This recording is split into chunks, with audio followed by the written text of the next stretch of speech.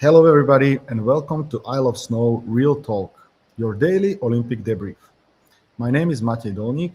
I'm a passionate snowboarder and currently admin of Fizz Snowboard Racing. Today, we have two amazing guests from the world of alpine slalom and from free ski. First up, we're welcoming Thomas Weir in his debut Olympic skiing out of Lausanne and representing South Africa. Hi, Thomas. Hi, how are you? Oh, you tell me, how did you enjoy the Olympic race? Yeah, it was crazy. Yeah, just participating in these races. So yeah, a lot of emotions. So yeah, now it's just all starting to feel real. Yeah, really Yeah. cool. So this was your first Olympics, and you're representing South Africa in Milan Cortina, a huge milestone. What does this moment mean to you personally and for skiing back home? Yeah, well, it's just a great feeling knowing that I'm like carrying my flag, representing my country. It's also really cool to represent South Africa because they're obviously not very represented in winter sports.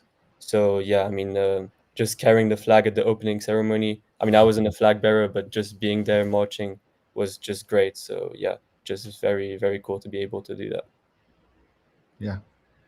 What parts of your daily routine or coaching setup have made the biggest difference in the preparation for the games for you? Uh, yeah, to be honest, the key was just finding the most like training opportunities.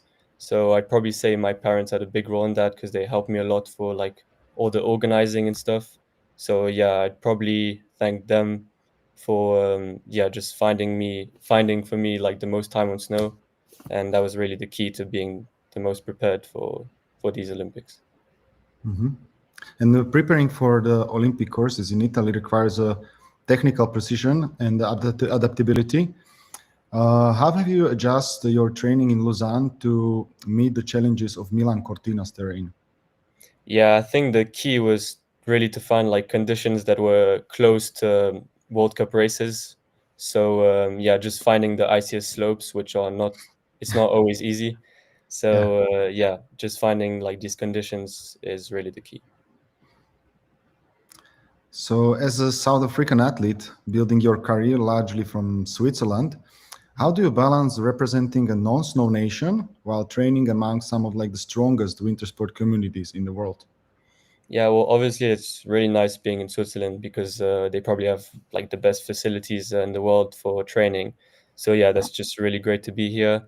But yeah, it's also really cool to be able to represent South Africa. I mean, like try and grow the sport maybe. Yeah, we also have a ski resort that closed after COVID. So the Mhm. federation are trying to also reopen that. So yeah, if I can just play a role in that, it would be really really cool. So, looking ahead to your Olympic debut, what personal goals are you hoping to achieve, not only for yourself, but also for the future of South African snow sports?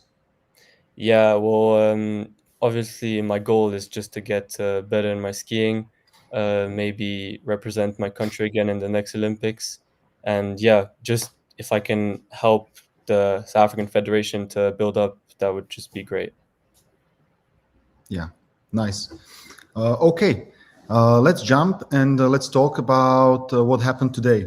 So, Lucas Braten skis out in the first run. Then Alte Lee McGrath, he was also leading like in the first run and does not finish the race.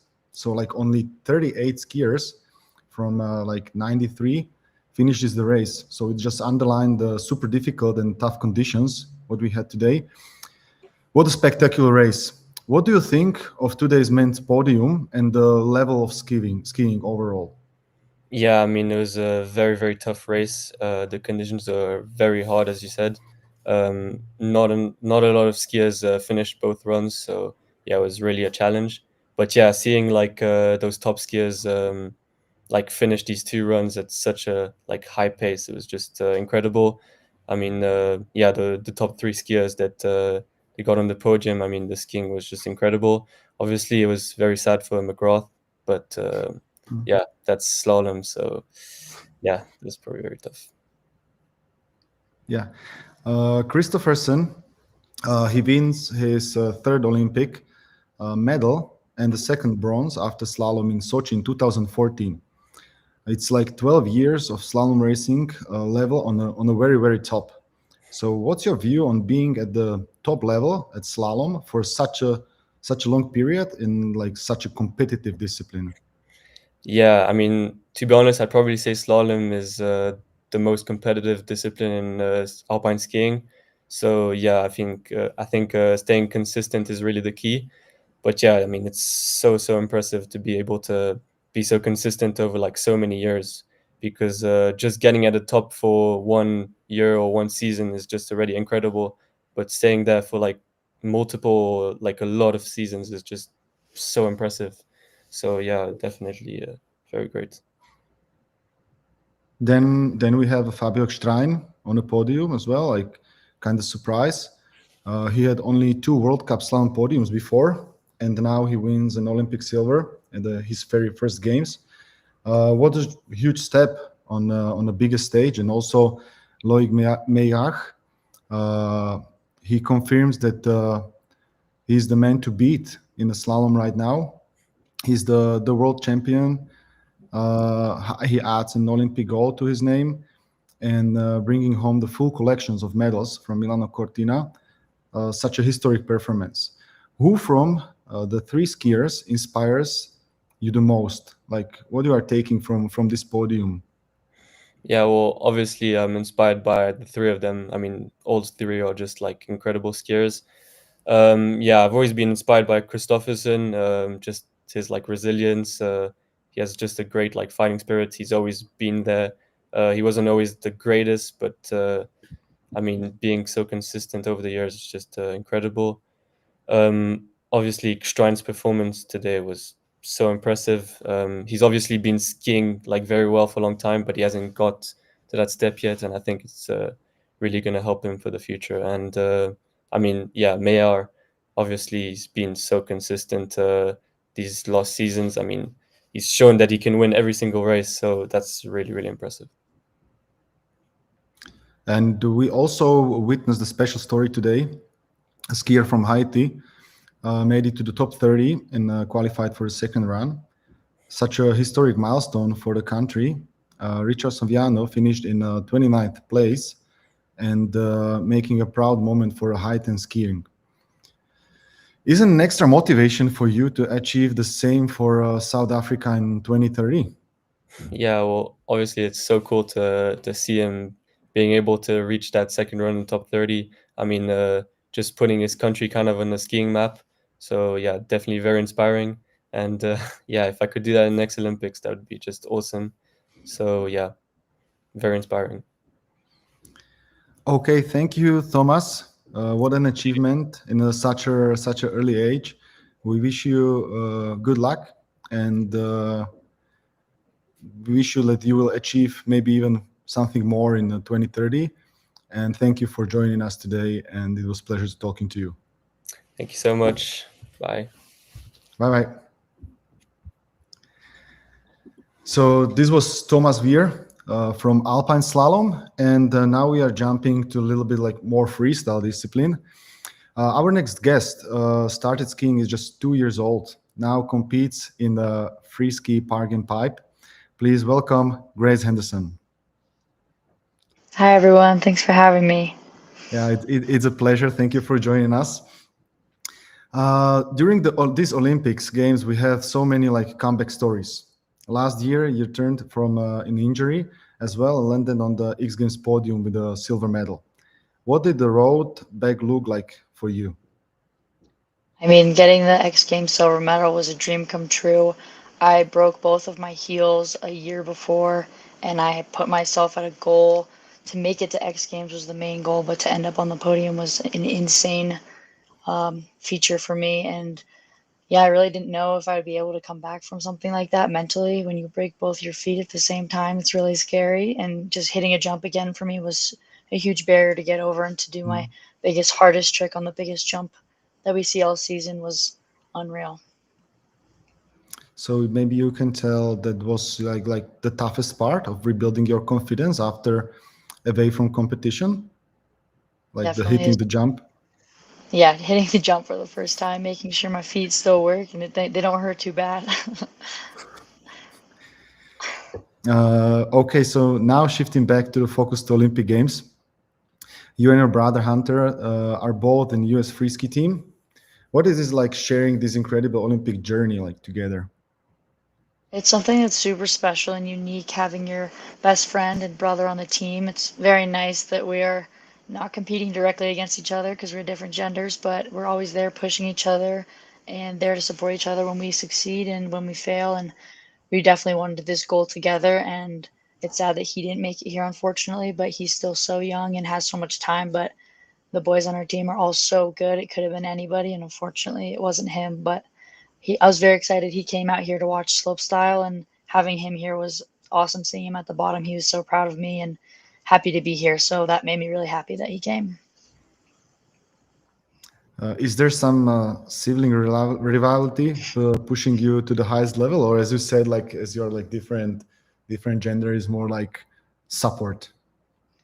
I feel like it's more support than rivalry, but sometimes when I'll get like a ninth and he'll get an eighth, he'll be like, "Oh, I beat you." And I'm just like, "Well, I guess so. I guess you did beat me." Yeah. Women's free skiing has evolved so quickly. What changes excite you the most right now? I don't know. There's so many exciting things going on. Everyone's pushing harder and harder, and it's been fun to try to keep up with. The big air qualification 2 days ago was crazy. Everyone was doing the highest level of tricks, and I knew it was going to be really hard, and I did my two hardest tricks to try to make it. I landed my first trick really well, and then my second trick I didn't do so well, so I unfortunately just missed the cut on finals. But yeah, everyone's pushing so hard. I'm excited to see what goes down tonight. It should be crazy. Definitely, we definitely want to talk about it. But I just have another question about Henderson Invitational you hosted in your hometown. How do you see yourself and your role in the developing free ski to the next generations? I mean, it's really, really cool to see. I had so many kids from my home mountain that made me signs and were watching, had a huge watching party for the Olympics, and knowing how excited they are for me, and they're thinking that they could get to, they see where they're at, they're in Waterville Valley and they're watching me compete, and they're like, oh my gosh, that can be me one day. And I just think that's so cool that I'm inspiring them and they're getting excited about it. My hometown elementary school, all the kids watched and wrote me letters, and they're just so excited. It's so unique from someone from where I'm from to make it to the Olympics, and to know that I was in the small mountains of New Hampshire and the small towns of New Hampshire going to elementary school and made it to the Olympics is something that they're going to look up to. And I hope that they strive to be like me and make it here themselves one day.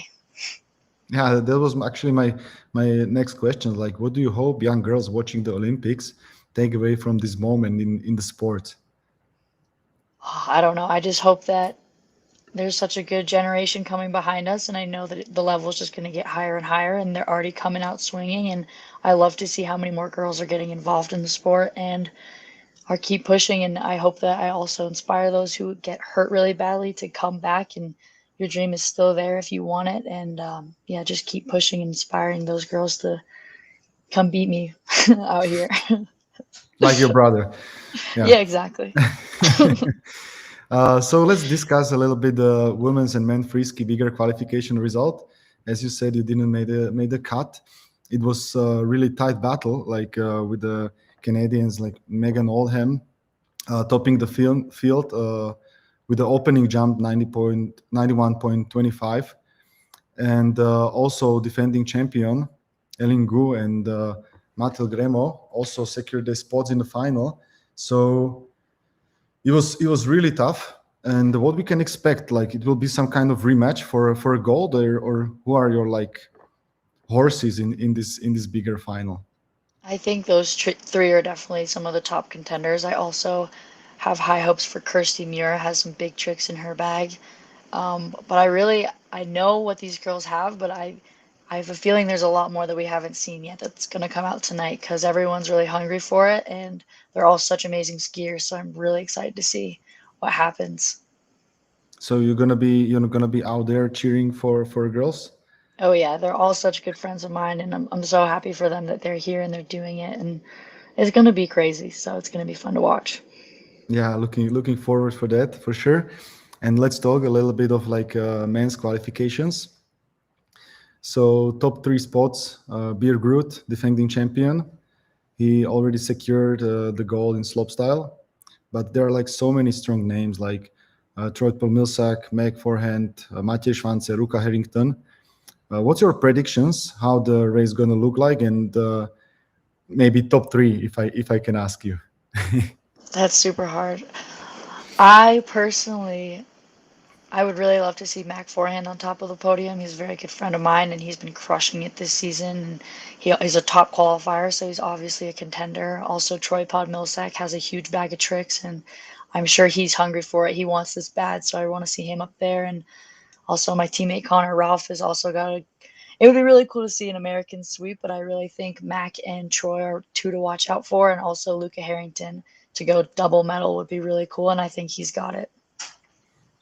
Yeah, it was really nice insight to Frisky bigger finals like today, tomorrow.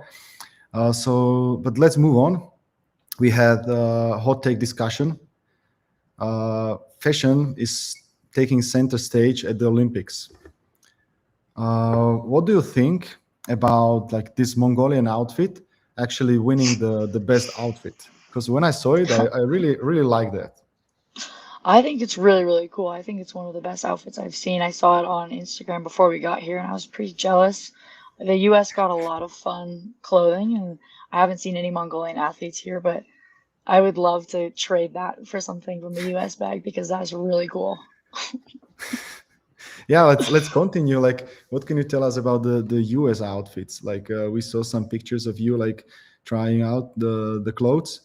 So, what do you suits you the most, and what maybe piece you like the most from the outfit? And what can you tell us like overall about the whole outfit we can see now on the picture? I mean, this is us in our opening ceremonies outfit. It's a really cool outfit. Everything's such good quality. This is all Ralph Lauren. I don't know if I'll be able to put myself to put this whole thing back on and wear it normally. I don't think I will, but I'd love to find a time to wear this jacket somewhere. I think it's really cool. But we also got stuff from Nike and Skims and Kappa, which are all our sponsors. We have so much stuff. I have no idea how we're gonna get it all home.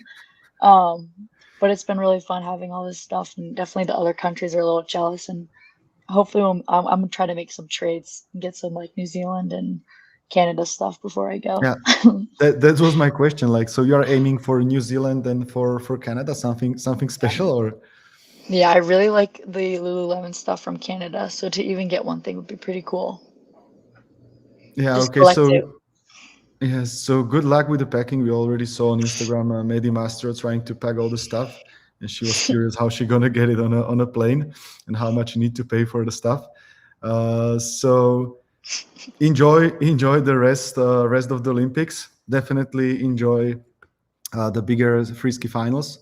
We're gonna be watching it as well. And thank you, Grace. It was a real pleasure talking with you. Thank you very much, and good luck to next steps in your career. And thank you for joining us. Yeah, thank you so much. Nice to meet you. Nice to meet you. Nice to see you. Bye bye. Bye. Okay, so Grace gonna. Okay, she left. I thought she's gonna stay for a schedule.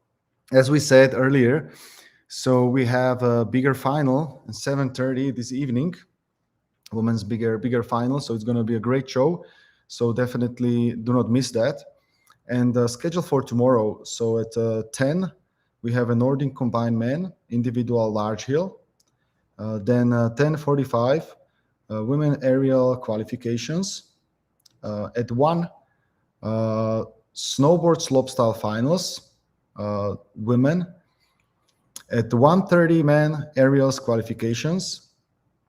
1:45, Nordic combined individual 10K. And again, as we mentioned earlier, with Grace, 7:30 free ski men bigger finals. So this is kind of scheduled for today evening and for tomorrow's race. Thank you for tuning in today. And tomorrow we continue with this live talk. So be sure you are following FIS website, FIS app, and all our platforms on the social media. Thank you very much and have a great day.